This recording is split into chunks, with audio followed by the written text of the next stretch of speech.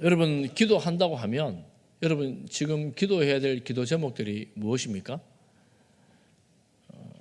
기도 제목들이 다 있으시잖아요. 밤잠을 이루지 못하고 끙끙 앓은 기도 제목들이 있습니까?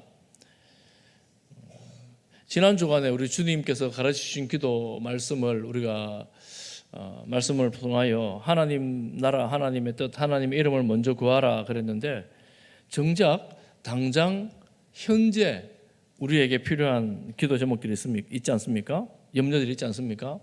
뭐 재정 문제라든지 자녀 문제라든지 건강 문제라든지 뭐 이런 여러 가지 기도 제목들이 있습니다. 예수님께서 이런 여러 가지 말씀을 하시면서 우리에게 우선순위를 계속해서 강조하십니다. 오늘 우리가 이 우선순위에 대한 말씀을 또 보게 되는데 내용은 여러분 성경 9절 19절부터 34절까지 이 산상수훈의 말씀을 쭉 읽으면 다 이해할 수 있는 그런 내용들이긴 합니다. 일부는 조금 설명이 필요하지만 성경 보기만 봐도 이해할 수 있는 내용인데 참 어렵습니다. 참 어려운 것은 이 말씀을 우리가 정작 우리의 삶에서 이 실천해 낸다는 것은 또 다른 문제이지 않습니까? 그래서 좀 어렵기도 한데 오늘은 특히나 좀 더 그런 내용입니다. 오늘 세 가지를 말씀하는데 우리는 어떤 사람으로 살아가야 되는가 하는 내용입니다.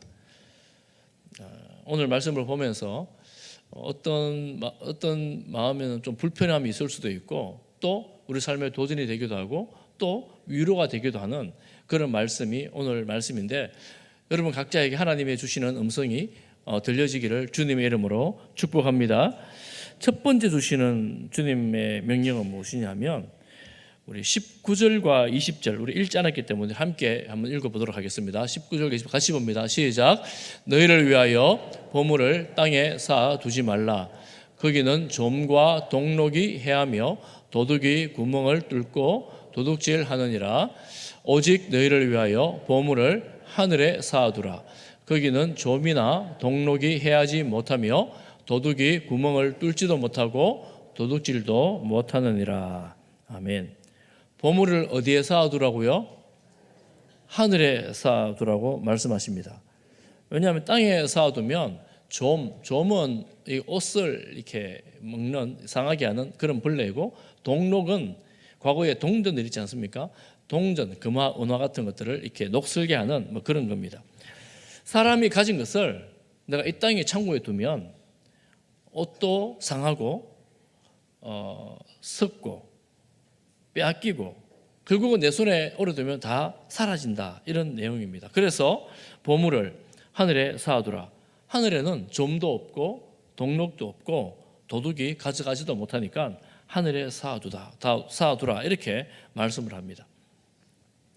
우리가 지금까지 5장부터 산상수훈의 말씀이 시작되었고 우리 6장의 마지막 부분에 와 있고 또 7장 말씀까지 우리가 산상수훈이라고 보는데 쭉 봐왔던 내용을 여러분 기억하십니까? 8가지 복, 심령이 가난한 자는 복이 있나니 이렇게 시작했지 않습니까? 그리고 빛과 소금으로 살아야 된다.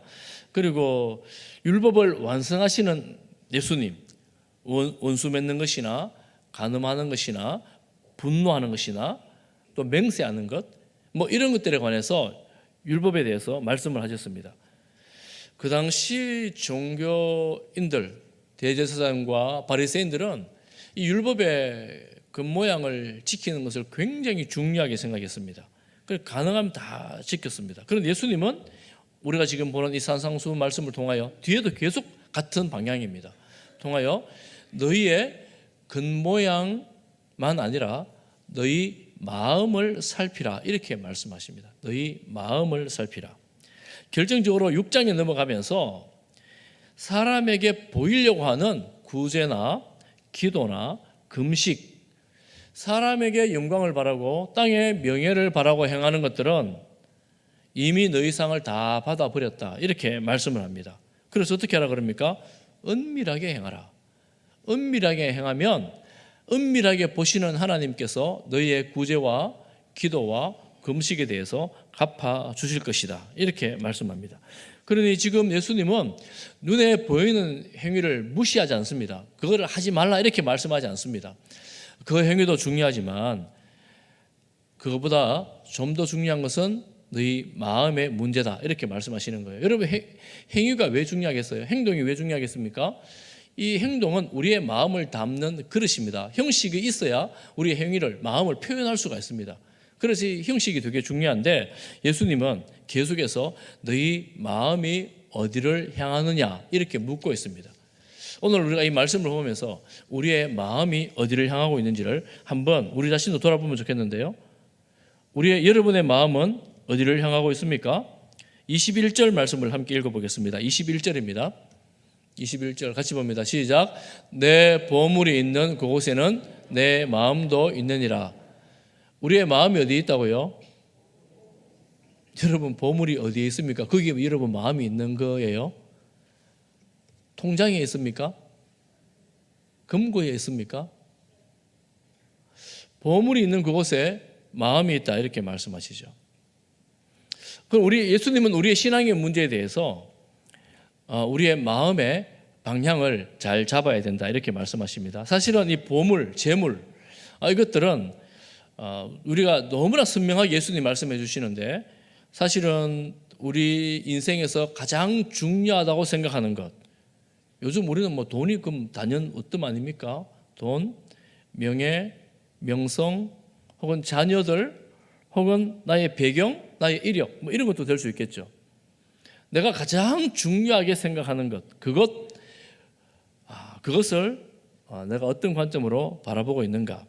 이어지는 구절에 보면 눈이 몸의 등불이다 그러면서 약간 애매한 것처럼 보여지는데, 사실은 애매한 것은 아니고, 성하면이라는 말은 한 곳을 향하면 이런 뜻인데, 눈이 밝으면 한 곳을 한 곳을 향하게 되면 온몸이 밝고 건강하게 된다. 그렇지만 성하지 않으면, 나쁘면, 나누어지면 어두움이 깊어지고 잘못된 방향으로 가게 된다. 등불된 이 눈이 바깥을 향하는 게 아니고 우리 마음을 향할 때, 현재 우리 마음은 무엇을 추구하고 있느냐? 여러분의 마음은 무엇을 추구하고 있는가? 이렇게 물어보고 있는 것입니다. 마음의 방향성이 어디를 향하는가에 따라서 우리의 삶의 방향이 결정이 되어집니다. 그러면서 우리가 잘 아는 유명한 말씀, 중요한 말씀 하시는데 24절을 함께 읽겠습니다. 24절입니다. 같이 봅니다. 시작. 한 사람이 두 주인을 섬기지 못할 것이니 혹 이를 미워하고 저를 사랑하거나 혹 이를 중히 여기고 저를 기영히 여김이라. 너희가 하나님과 재물을 겸하여 섬기지 못하느니라. 아멘. 아멘. 하나님과 재물을 겸하여 섬기지 못하느니라. 주님의 말씀입니다. 재물은 우리가 흔히 만모니즘 이런 표현 쓰지 않습니까?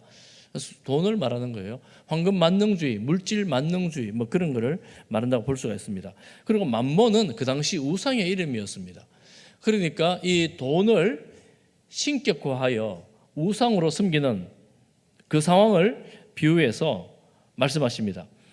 그런데 이 24절의 이 말씀은 예수님의 말씀이긴 한데, 약간 예수님 스스로도 말씀하시면서 사실은 기분이 썩 좋지 않은 말씀입니다. 왜냐하면 두 주인이라고 말하죠.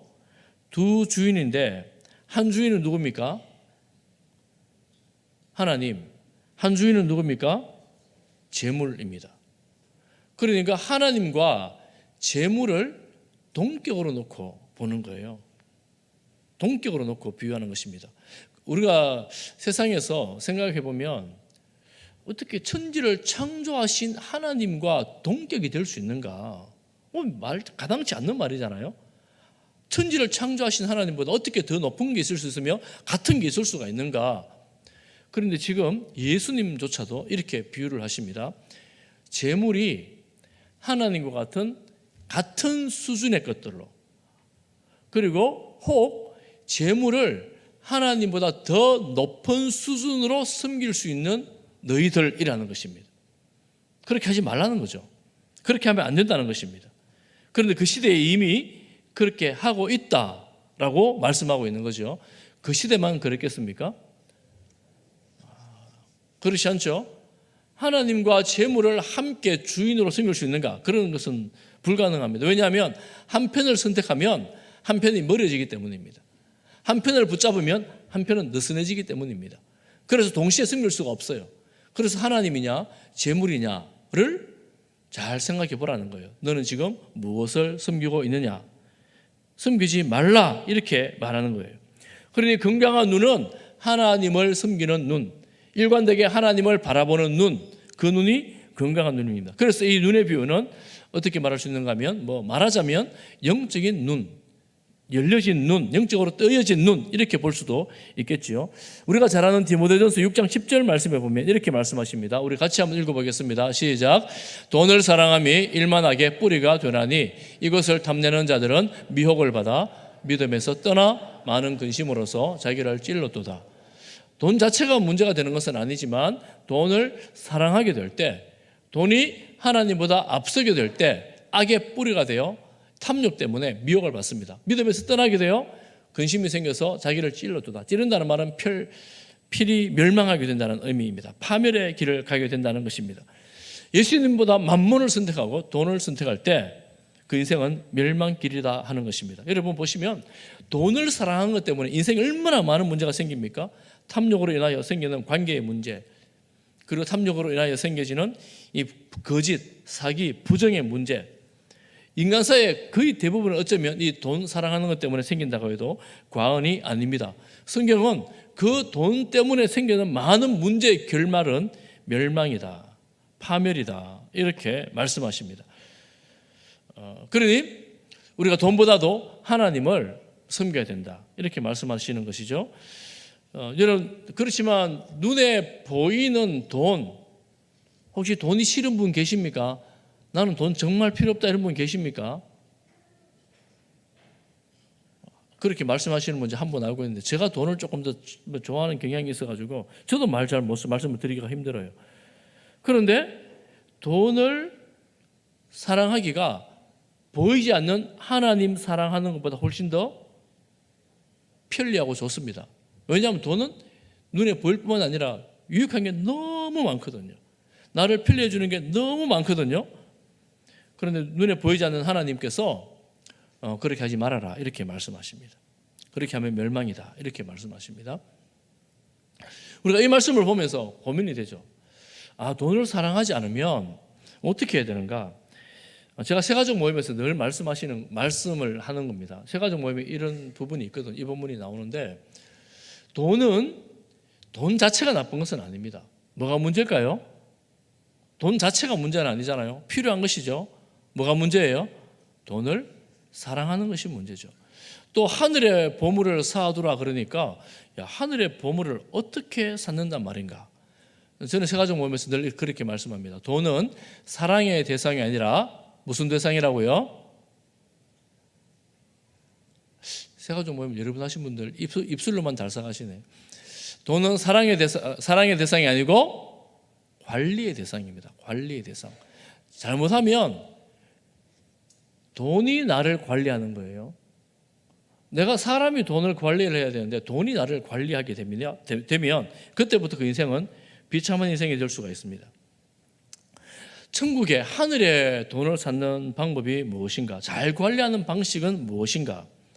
잘 버는 건 정당하게 정식적으로 잘 벌어서 어떻게 하면 잘 관리하는 것인가? 제가 세 가지를 말씀을 드리겠습니다. 여러분 꼭 기억해 두시기를 바랍니다. 첫 번째는 하나님의 것은 하나님께 드리는 것입니다. 첫 번째는 뭐라고요? 돈을 잘 관리하는 방식은 첫 번째는 하나님의 것은 하나님께로. 두 번째로는 나눔과 베품으로 이웃을 살리는 것입니다. 나누어서 이웃이 살도록 도와주는 거예요. 세 번째는 우리의 생존을 위해서 돈이 필요하잖아요. 우리의 생존뿐만 아니라 우리 개인 여러분 각자를 위해서 돈을 쓸 뿐만 아니라 우리 자신을 하나님께로 이끌도록 돈을 사용하는 것입니다. 이 재정을 지출했는데 이 재정 지출로 말미암아 하나님과 가까워지는가 하나님과 멀어지는가를 생각해 보면 하나님과 멀어지는 방식으로 사용하는 것이 아니라 잘 사용하는 것은 하나님과 가까워지도록 사용하는 것입니다. 여러분 뭐 어렵지 않죠. 내용은 쉽습니다. 하나님의 것은 하나님께로, 그리고 이웃을 향하여, 그리고 나 자신을 향하여, 이렇게 사용하는데 하나님께로 가까이 갈 수 있는 방식으로 사용하는 것입니다. 성경에 보면 부자가 천국에 가기가 낙타가 바늘길을 통과하는 것보다 어렵다는 말씀이 나오잖아요. 낙타가 바늘길을 통과할 수가 없습니다. 그런데 그것을 누가 한다 그래요? 하나님이 하신다, 이렇게 말씀하시죠. 그런 예가 성경에 조금 나옵니다. 여러분, 세리장이었던 삭개오, 사람들의 원망과 원성과 비난 속에 살면서 그것을 허기를 채우기 위해서인지 돈을 차곡차곡 계속 모았던 삭개오, 부자였지만 인정을 받지 못했던 삭개오, 돈을 삶의 제일 우선순위에 두었던 삭개오의 삶이 변화된 결정적 계기가 있죠. 예수님을 만났습니다. 예수님을 만난 후에 먼저 고백하는 고백이 이 고백입니다. 누가복음 19장 8절 말씀인데 같이 읽어보겠습니다. 삭개오가 서서 주께 여짜오되 주여 보시옵소서, 내 소유의 절반을 가난한 자들에게 주겠사오며 만일 누구의 것을 속여 빼앗은 일이 있으면 내 갑절이나 갚겠나이다. 삭개오는 율법보다 더 훨씬 많은 것으로 이웃을 향하여 지갑을 열겠다고 선언을 합니다. 지갑이 회개했다, 이런 표현을 쓰죠. 자기를 위해서 채우던 주머니를 이웃을 향해 열겠다고 고백을 하는 것입니다. 예수님을 만나니 재물에 대해서 집착이 사라지게 되었습니다. 선하게 사용할 수 있는 능력이 그에게 생기게 된 것입니다. 그래서 우리에게 예수님이 필요합니다. 하나님의 은혜가 있어야 돼요. 우리의 삶을 바꾸는 방식은 수많은 지식이 바꾸기도 하지만, 자기 개발서가 나를 변화시키기도 하지만, 예수님을 제대로 만날 때에 우리의 삶의 방향이 전격적인 변화를 경험할 수 있다는 것을 알게 됩니다. 여러분, 공회원이었던 아리마대 사람 요셉, 공회원이라면 요즘으로 치면 약간 국회의원쯤 되는 사람인데 명예와 부를 다 가진 사람이었는데, 그가 숨겨진 제자로 살다가 예수님의 십자가 사건, 예수님의 십자가 사건을 보면서 결단을 합니다. 그의 부와 재물을 내려놓는 결단을 합니다. 그래서 시신을 내려달라고 빌라도에 가서 청해서 예수님 시신을 장사 치러줍니다. 그때 니고데모와 함께 어마어마한 양의 향료를 시신에 붓습니다. 이렇게 공식적으로 하면 그의 그 명예와 부를 다 잃을 수 있음에도 불구하고 예수님을 향하여 자기의 것들을 내려놓는 아리마대 사람 요셉을 보죠. 부자가 천국 못 가는 게 아니고 하나님께서 하시는 일의 방향을 보면 하나님께서 그를 인도해 가시는구나 라는 것을 알 수가 있죠. 우리의 삶에서는 어떻게 볼까요? 디모데전서 6장 18절 말씀에 보면 바울은 디모데에게 말합니다. 우리 같이 읽어보겠습니다. 시작. 선을 행하고 선한 사업을 많이 하고 나누어 주기를 좋아하며 너그러운 자가 되게 하라. 성도들이 어떻게 이 재정을 사용할까? 선을 하는 데 사용하는 거예요. 선한 사업을 하는 데 사용하는 것입니다. 나누어 주는 것입니다. 너그러운 자가 되는 것입니다. 이렇게 목회를 해야 된다라고 노년의 바울은 아들 같은 디모데에게 권면을 하고 있는 것입니다. 하나님께서 기뻐하는 방식으로, 하나님 마음에 합한 방식으로, 하나님의 영광과 이웃을 살리는 방식으로, 우리 자신을 하나님께로 이끄는 방식으로 사용하는 이 재물, 돈이 우리가 지금 재정을 잘 관리하고 있는 것이다 라고 말씀합니다. 그러니 우리의 마음의 방향이 어디를 향해야 되는가? 하나님을 향해야 된다. 나와 나 자신만이 아니라 하나님을 향해야 된다. 여러분, 사실은 이 재물뿐만 아니라 우리의 가치관, 우리의 은사, 우리의 재능, 직장에서의 삶, 여러분 만나는 사람들과 관계 속에서 우리의 마음이 하나님을 향해야 된다라는 것을 말씀하고 있습니다. 여러분 주변에 혹 보시면 돈을 붙잡고 돈이 관리하는 사람들 가끔 볼 수 있습니다. 엄청난 부는 가졌는데 인생이 좁아지는 것을 볼 것입니다. 그렇지만 이웃을 향하여, 내가 가진 것이 많지 않지만 이웃을 향하여 지갑이 열릴 때 그 인생이 더 풍요롭다라는 것을 여러분 아마 주변에서 많이 보았을 것입니다. 그래서 우리가 재물에 대해서 오늘 말씀하시는 것들을 생각하면 하나님 나라와 하나님의 의를 위해서 사용하는 것이 이토록 내 인생도 풍요롭게 하는구나라는 것을 알 수가 있습니다. 그러면 이런 질문이 생기죠. 아니, 내가 이 땅에 살면서 내가 정성껏 모은 것을 다 이렇게 사용하면 나는 어떻게 하나? 나는 어떻게 살라고? 걱정이 되지 않습니까? 걱정되는 그에게 말씀합니다. 25절 말씀. 우리 25절을 다 같이 한번 읽어보겠습니다. 시작. 그러므로 내가 너희에게 이르노니 목숨을 위하여 무엇을 먹을까? 무엇을 마실까? 몸을 위하여 무엇을 입을까? 염려하지 말라. 목숨이 음식보다 중하지 아니하며 몸이 의복보다 중하지 아니하냐. 생명이 가장 중요합니다. 먹고 마시고 입는 것 때문에 너무 걱정하지 말라는 것입니다. 그러면서 이어지는 구절에 공중의 새를 보라, 백합화를 보라, 덜풀을 보라 이렇게 말씀하십니다. 공중의 새 하나님이 먹이지 않느냐? 백합화 그 아름다운 것 솔로몬이 입었던 왕의 옷보다 더 멋지지 않느냐? 아름답지 않느냐? 지금 뽑혀서 아궁이에 던져지는 덜풀조차도 하나님께서 그 생명을 주지 않느냐? 그러니 이 모든 것보다 더 귀한 너희들은 하나님이 너희를 더 귀하게 보시니까 너희들은 걱정하지 말아라, 염려하지 말아라 이렇게 말씀하십니다. 할렐루야. 하나님께서 여러분의 생명을 귀하게 보십니다. 여러분의 연약함을, 부족함을 알고 계십니다. 그렇기 때문에 내가 솔로몬의 입은 옷보다 더 영광스럽고 솔로몬의 식탁보다 더 아름답고 황홀한 식탁을 차릴지라도 그것이 우리의 생명을 보존해 주는 것이 아니라 하나님께서 우리의 생명을 돌보고 있다라는 것이에요. 우리가 하나님을 믿는다면 염려하거나 걱정할 것이 없다. 걱정하지 말아라. 이렇게 말씀하십니다. 유명한 그 리서치 단체 갤럽이라고 아시지 않습니까? 갤럽이 조사를 했어요. 세계 인구의 80% 정도가 매일 걱정하고 염려하고 스트레스 가운데 살아간다는 거예요. 그리고 매년 그 수치가 조금씩 올라간대요. 여러분은 걱정하고 염려하는 80%에 속해 있습니까? 하지 않는 20%에 속해져 있습니까? 손들라고는 하지 않겠습니다. 제가 생각해 보니까 저는 아직 한 80% 좀 있는 것 같아요. 그쪽에 좀 속해져 있지 않나 싶은 생각이 들 정도입니다. 그런데 가장 걱정 많이 하는 게 뭐냐? 그 갤럽에 보면 교통사고, 자연재해, 기후재난, 범죄 뭐 이런 거라는 거예요. 1등, 2등, 3등. 젊은 사람들은 하루에 평균 2시간 이상씩을 걱정하고 있고 전체의 62%는 항상 걱정하고 있다. 통계로는 이렇게 말합니다. 그러니 주님 말씀하시죠. 걱정하지 마라. 염려하지 마라. 아유, 걱정이 너무 많아서 걱정이 될 지경입니다.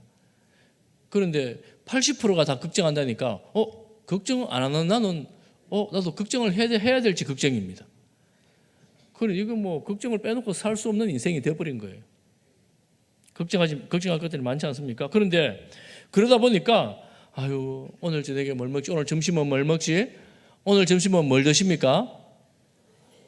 국수를 드시고 가시기 바랍니다. 뭘 먹지 걱정하지 마시고. 여러분 인생이 걱정한다고 해서 해결되지 않는 것들이 너무나 많습니다. 이런 것들은 이방인들이 구하는 것이라는 거예요. 이방인들이 이런 걸 구한다. 하나님 아버지는 지금 너희들이 있어야 될 것들을 필요를 다 아신다. 32절 그렇게 말씀하시죠. 하늘 아버지께서 이 모든 것이 너희에게 있어야 할 줄을 아시느니라. 이렇게 말씀합니다. 하나님이 아시니 걱정하지 마시기를 축복합니다. 염려하지 맙시다. 성경에 어떤 분들 이런 말씀 많이 하시잖아요. 걱정하지 마라, 염려하지 마라, 두려워하지 마라. 이 말하는 단어를 찾아보니까 365회, 365회가 나온대요. 저도 좀 찾아보니까 이게 뭐 성경의 언어가 성과 남성, 여성 그리고 뭐 복수, 단수 이래가지고 여러 가지 형태의 변형이 있는데 이 변을 다 쳐가지고 한 350회 정도가 나온대요. 걱정, 염려하지 말고 두려워하지 말라.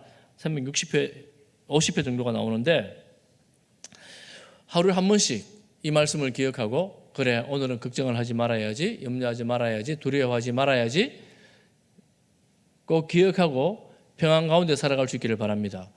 그래서 오늘은 제가 이 설교를 마치고 365장 찬송을 할 거예요. 365장 찬송이 뭘까요? 주변에 나오잖아요. 마음속에 근심 있는 사람 어떻게 하라고요? 마음속에 근심 있는 사람 어떻게 해야 돼요?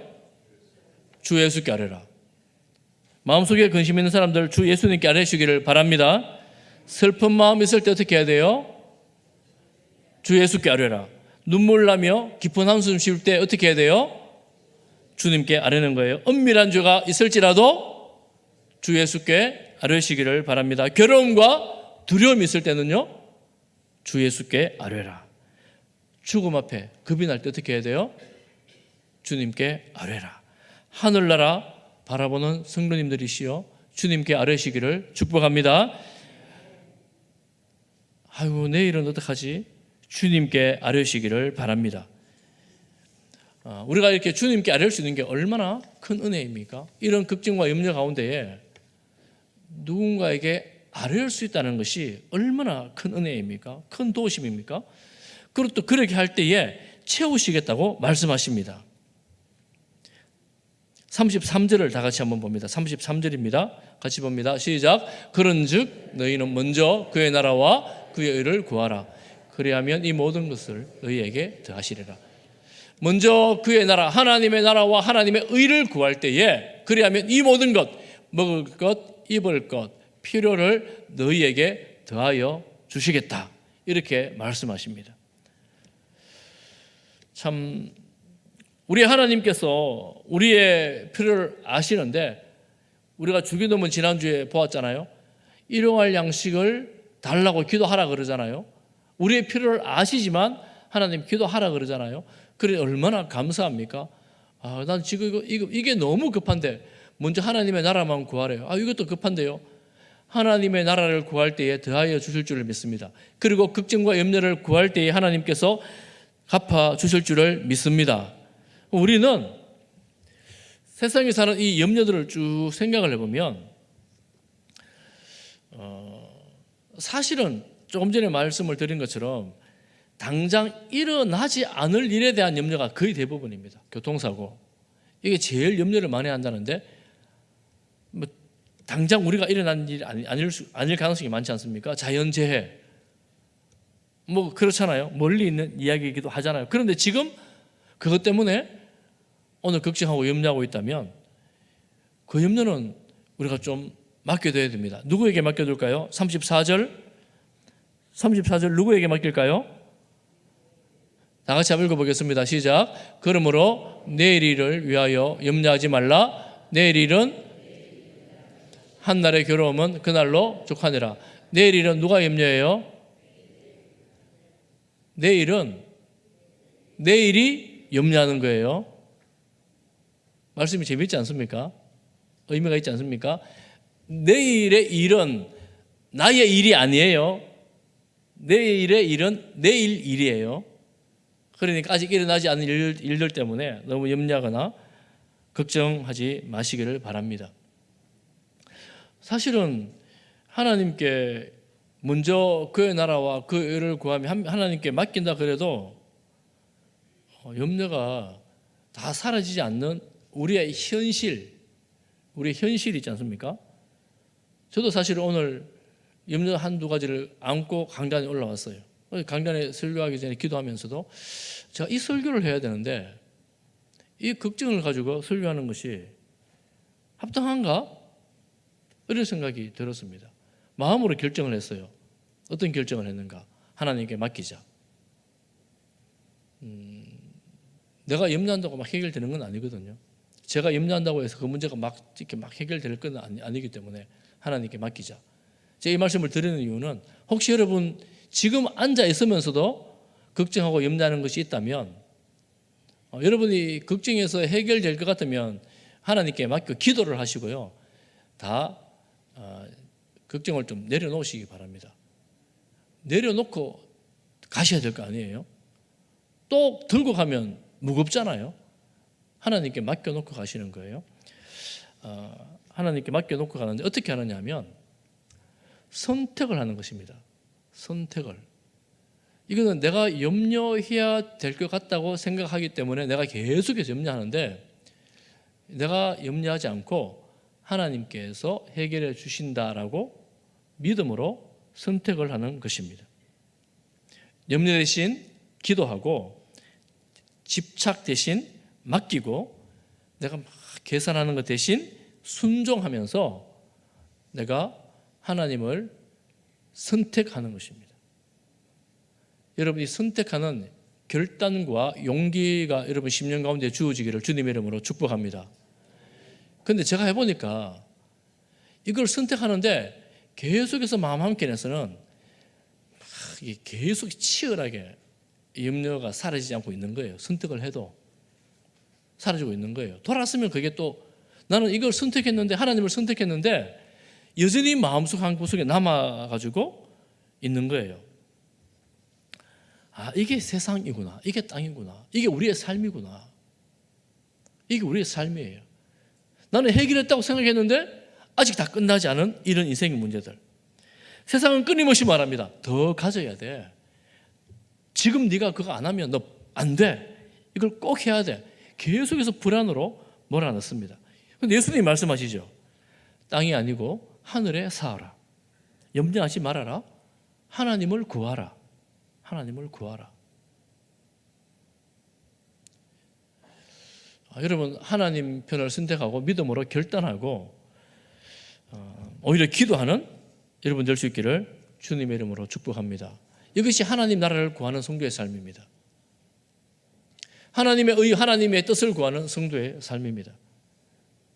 그러니 우리의 삶의 제1순위, 가장 먼저 와야 할 우선순위, 주 예수님이 되시기를 간절히 바랍니다.